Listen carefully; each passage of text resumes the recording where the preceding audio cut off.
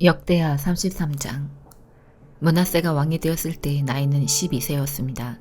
그는 예루살렘에서 55년 동안 왕으로 있었습니다. 므낫세는 여호와께서 보시기에 악한 일을 저질렀습니다. 그는 여호와께서 쫓아낸 다른 나라들이 하던 역겨운 일들을 그대로 했습니다. 므낫세의 아버지 히스기야는 거짓 신들을 섬기던 산당들을 헐어버렸지만 므낫세는 그것들을 다시 쌓았습니다. 그리고 므낫세는 바알 신들과 아세라 우상들을 위해 제단을 쌓았습니다. 그리고 하늘의 별들을 예배하고 섬겼습니다. 여호와께서 성전에 대해 내가 영원히 예루살렘에서 예배를 받겠다고 말씀하셨지만 므낫세는 여호와의 성전 안에 거짓 신들을 위한 제단을 쌓았습니다. 므낫세는 여호와의 성전의 돛들에도 별들을 섬기는 제단을 쌓았습니다. 그리고 그는 자기 아들들까지도 흰놈의 아들 골짜기에서 제물로 바쳤습니다. 그는 요술과 마술을 부렸으며 표적과 꿈을 풀어서 점을 치기도 했습니다. 또한 무당과 점쟁이를 불러 의논하기도 했습니다. 그는 여호와께서 악하다고 하신 일을 많이 했습니다. 그래서 여호와를 노하게 만들었습니다. 므낫세는 우상을 만들어서 하나님의 성전 안에 두었습니다.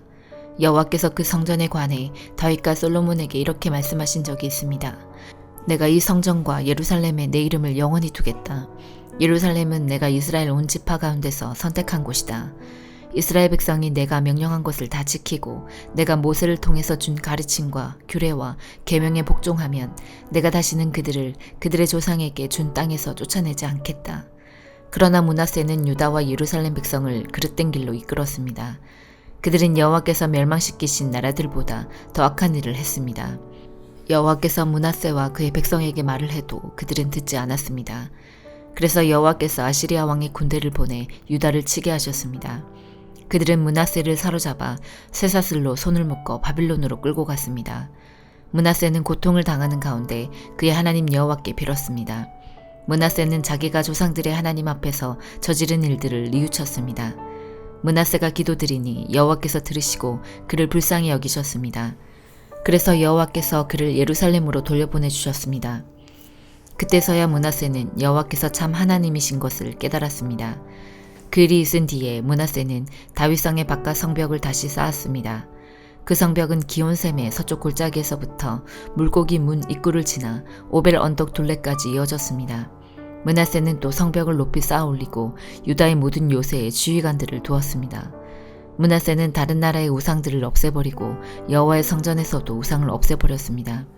그는 성전 언덕과 예루살렘에 자기가 쌓아놓은 제단들을 헐어낸 다음 성 밖으로 던져버렸습니다. 그런 뒤에 그는 여호와의 제단을 쌓았습니다.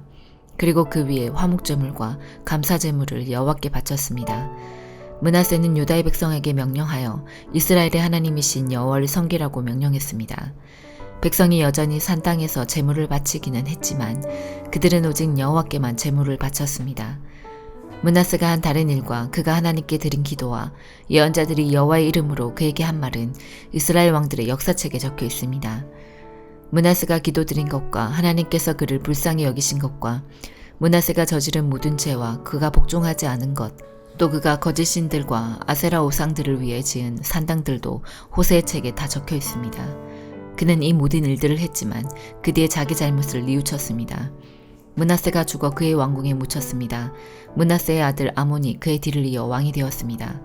아몬이 왕이 되었을 때의 나이는 22세였습니다. 그는 예루살렘에서 2년 동안 왕으로 있었습니다. 그는 그의 아버지 므낫세처럼 여호와께서 보시기에 악한 일을 저질렀습니다. 아몬은 므낫세가 만든 온갖 우상들을 섬기고 그것들에게 제물을 바쳤습니다. 아몬은 자기 아버지와는 달리 여호와 앞에서 저지른 잘못을 뉘우치지 않았습니다. 오히려 아몬은 더 많은 죄를 지었습니다. 아몬의 신하들이 반역을 꾀하고 아몬을 왕궁에서 죽였습니다. 그러나 유다 백성은 아몬에게 반역한 사람들을 다 죽이고 그의 아들 요시야를 왕으로 삼았습니다. 요한계시록 19장. 그 후에 나는 하늘에서 수많은 사람들이 부르는 노랫소리를 들었습니다. 할렐루야, 구원과 영광과 능력을 하나님께 돌려드리자. 그분의 심판은 참되고 공평하다. 하나님께서는 이 땅을 음란으로 더럽힌 창녀를 심판하셨다. 하나님의 종들을 죽인 대가를 치르게 하신 것이다. 그들은 계속 찬송하였습니다. 할렐루야, 그녀를 태우는 연기가 영원히 그치지 않을 것이다.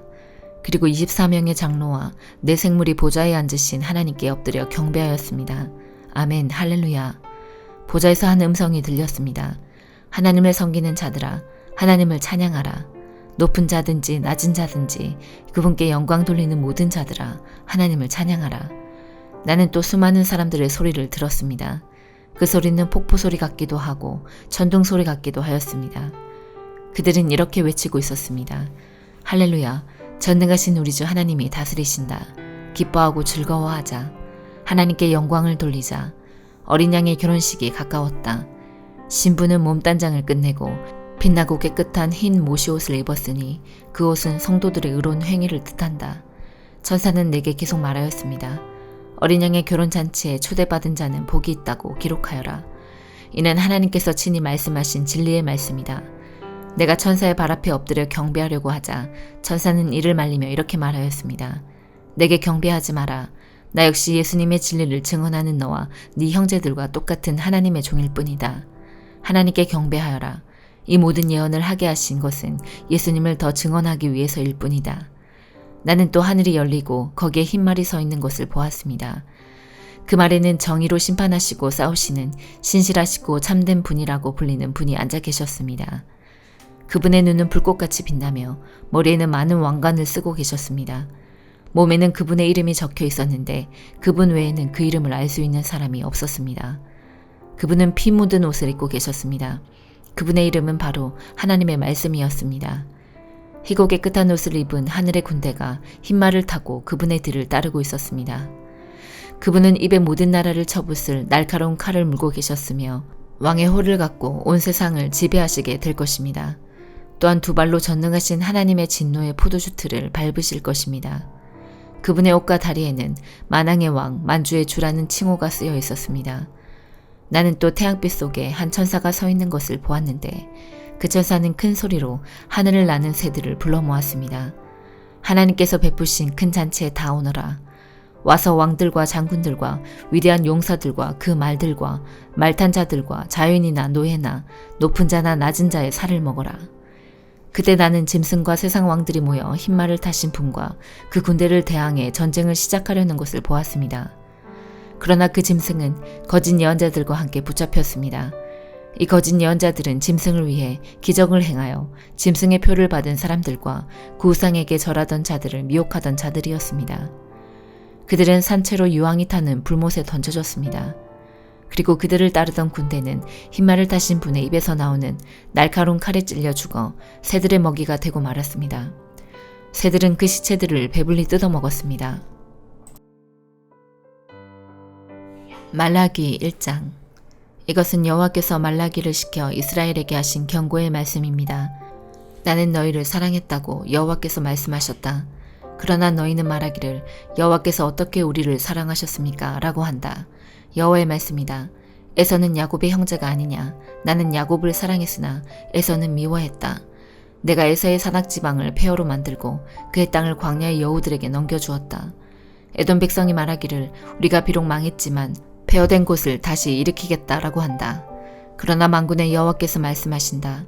그들이 다시 일으키더라도 내가 또 헐어버리겠다. 사람들이 말하기를 에돔은 악한 나라다. 여호와께서는 언제나 에돔 백성에게 진노하신다 라고 할 것이다.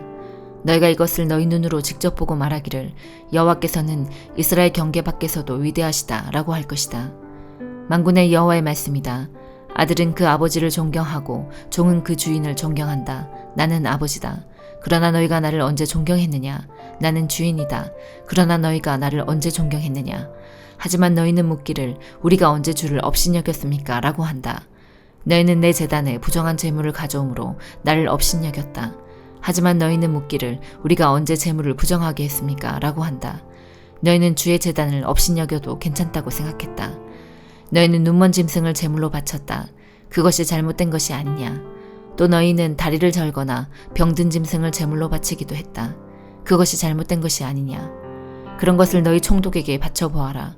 그가 너희를 반갑게 맞이하겠느냐. 너희를 좋아하겠느냐. 남한군의 여호와의 말이다. 이제 나에게 자비를 베풀어 달라고 빌어보아라. 그러나 그런 재물을 바치고도 나의 자비를 얻을 수 있겠느냐. 남한군의 여호와의 말이다.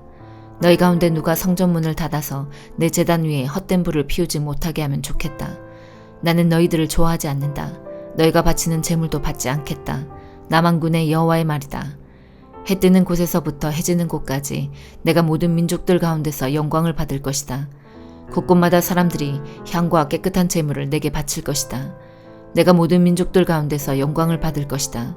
남한군의 여호와의 말이다. 그러나 너희는 나를 존경하지 않는다. 너희는 말하기를 주의 제단은 부정하며 그 외에 있는 음식은 업신여겨도 괜찮다라고 한다.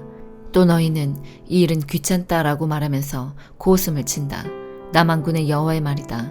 너희가 다쳤거나 절거나 병든 짐승을 가져와 제물로 바치지만 나는 그런 것을 받지 않겠다. 나 여호와의 말이다. 속이는 사람, 즉 짐승 떼 가운데서 수컷을 바치기로 약속해놓고 흠 있는 것을 바치는 사람은 저주를 받는다. 나는 위대한 왕이다. 남한군의 여호와의 말이다. 모든 민족이 내 이름을 두려워한다. 요한복음 18장. 예수님께서 기도하기를 마치시고 제자들과 함께 기드론 골짜기 건너편으로 가셨습니다. 그곳에는 올리브나무 정원이 있었습니다. 예수님과 제자들은 이 정원으로 갔습니다. 그곳은 예수님이 제자들과 함께 종종 모이셨던 곳이므로 예수님을 배반한 유다도 이곳을 알고 있었습니다. 그래서 유다는 로마 군인들과 대제사장과 바리새인들이 보낸 성전 경비대를 데리고 정원으로 왔습니다. 그들은 등불과 횃불과 무기를 들고 있었습니다. 예수님께서는 자신에게 닥칠 일을 아시고 그들 앞으로 나서며 물으셨습니다. 너희가 누구를 찾느냐? 그들은 나사렛 사람 예수다 라고 대답했습니다. 예수님께서 그 사람들에게 내가 그 사람이다 라고 말씀하셨습니다. 예수님을 배반한 유다도 그들과 함께 거기에 서 있었습니다. 예수님께서 내가 그 사람이다 라고 말씀하셨을 때 사람들은 뒤로 물러나 땅에 엎드렸습니다. 그러자 예수님께서 다시 물으셨습니다. 너희가 누구를 찾느냐? 그들이 나사렛 사람 예수다 라고 대답했습니다. 예수님께서 말씀하셨습니다. 내가 그 사람이라고 너희에게 말하였으니 너희가 찾는 사람이 바로 나라면 이 사람들은 가게 하여라. 이렇게 말씀하신 것은 예수님께서 이전에 아버지께서 제게 주신 자 중에 한 사람도 잃지 않았습니다 라고 말씀하신 것을 이루게 하시려는 것입니다. 그때 시몬 베드로는 칼을 차고 있었습니다. 베드로가 칼을 빼어 대제사장의 종을 쳐서 오른쪽 귀를 베어버렸습니다. 그 종의 이름은 말고였습니다. 예수님께서 베드로에게 말씀하셨습니다. 칼을 집에 꽂아라. 아버지께서 내게 주신 잔을 마시지 말란 말이냐. 그 순간 군인들과 천부장과 유대 성전 경비대가 예수님을 체포했습니다. 그들은 예수님을 결박하여 먼저 안나스에게로 끌고 갔습니다. 안나스는 그 해의 대제사장인 가야바의 장인이었습니다. 가야바는 며칠 전에 유대인들에게 한 사람이 백성을 위하여 죽는 것이 더 낫다고 말한 사람이었습니다. 시몬 베드로가 다른 제자 한 사람과 함께 예수님을 따라갔습니다. 이 다른 제자는 제사장과 친분이 있는 사람이었기에 그는 예수님과 함께 대제사장의 집 뜰 안으로 들어갔습니다. 그러나 베드로는 문 밖에서 기다려야만 했습니다. 대제사장과 아는 사이인 그 제자가 문 밖으로 나왔습니다. 그가 문 지키는 여자에게 말하여 베드로를 안으로 데리고 들어갔습니다. 문 지키는 여자가 베드로에게 당신은 이 사람의 제자 중 한 사람이 분명 아니지요? 하고 물었습니다. 베드로는 난 아니에요 라고 대답했습니다. 날이 추워서 종들과 성전 경비대가 불을 피워놓고 주위에 둘러서서 불을 쬐고 있었습니다. 베드로도 그들과 함께 서서 불을 쬐고 있었습니다. 대제사장이 예수님께 예수님이 가르친 말씀과 제자들에 관해 물었습니다. 예수님께서 대답하셨습니다.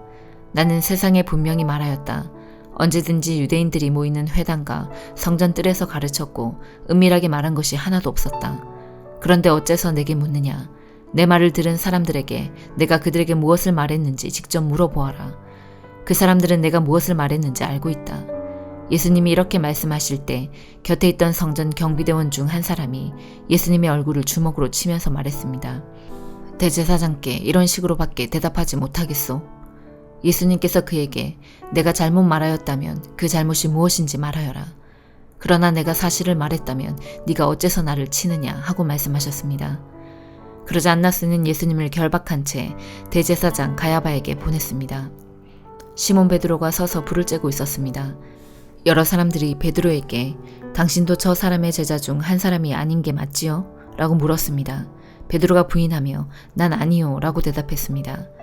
대제사장의 종 한 사람이 거기에 있었는데 그 사람은 베드로가 전에 귀를 벤 사람의 친척이었습니다. 그가 확신에 차서 말하였습니다. 내가 당신이 그 사람과 함께 정원에 있는 것을 보았소. 베드로는 다시 부인하였습니다. 그러자 바로 그 순간 닭이 울었습니다. 그들은 예수님을 데리고 가야바의 집에서 로마 총독의 관저로 갔습니다. 때는 새벽이었습니다. 유대인들은 몸을 더럽히지 않고 유월절 음식을 먹으려고 총독의 관저에 들어가지 않았습니다. 그래서 빌라도가 직접 밖으로 나와 유대인들에게 물었습니다. 당신들은 무슨 죄목으로 이 사람을 고소하는 거요? 그들이 대답했습니다. 이 사람이 범죄자가 아니라면 총독님께 그를 넘기지 않았을 것입니다. 빌라도가 그들에게 말했습니다. 당신들이 직접 그를 붙잡아다가 당신들의 법대로 재판하시오. 유대인들은 빌라도에게 우리에게는 사람을 죽일 권한이 없습니다. 라고 대답했습니다. 이로써 예수님께서 자신이 어떠한 죽음을 맞을 것인지에 관해 전에 하셨던 말씀이 이루어졌습니다. 빌라도는 다시 관저로 들어갔습니다. 그리고 그 안으로 예수님을 불러들여 예수님께 물었습니다. 당신이 유대인의 왕이요? 예수님께서 말씀하셨습니다. 이것은 네 스스로 하는 말이냐 아니면 다른 사람들이 나에 관하여 너에게 한 말이냐? 빌라도가 대답했습니다. 나는 유대인이 아니오. 당신의 민족과 대제사장들이 당신을 나에게 넘겼소. 당신은 무슨 짓을 행했소? 예수님께서 대답하셨습니다. 내 나라는 이 세상에 속하지 않았다. 만일 내 나라가 이 세상에 속한 나라였다면 내 종들이 싸워서 내가 유대인들에게 잡히지 않게 했을 것이다. 이제 내 나라는 이 땅에 속한 것이 아니다. 빌라도가 말했습니다. 그렇다면 당신이 왕이란 말이오? 예수님께서 대답하셨습니다. 너는 나에게 왕이라고 바르게 말하는구나. 사실 나는 이것을 위하여 태어났으며 이것을 위해 세상에 왔다. 나는 진리에 대해 증언하려고 왔다. 진리에 속한 사람은 내 말을 듣는다. 진리가 무엇이오? 빌라도가 물었습니다. 이 말을 하고 빌라도는 다시 관저에서 나와 유대인들에게로 가서 말하였습니다. 나는 이 사람에게서 아무 죄도 찾지 못하였소. 유월절에 내가 당신들에게 죄수 한 사람을 놓아주는 풍습이 있소. 당신들은 유대인의 왕을 당신들에게 놓아주기를 바라시오.